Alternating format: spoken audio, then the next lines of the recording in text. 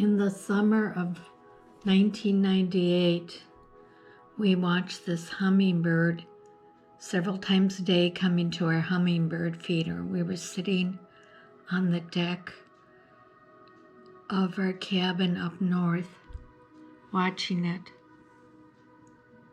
So we watched her all summer, and at the end of summer, when she left, my husband climbed up on top of the truck and cut the branch where the nest was on so we could have it to preserve it. I put it inside this case. I added a few details to it.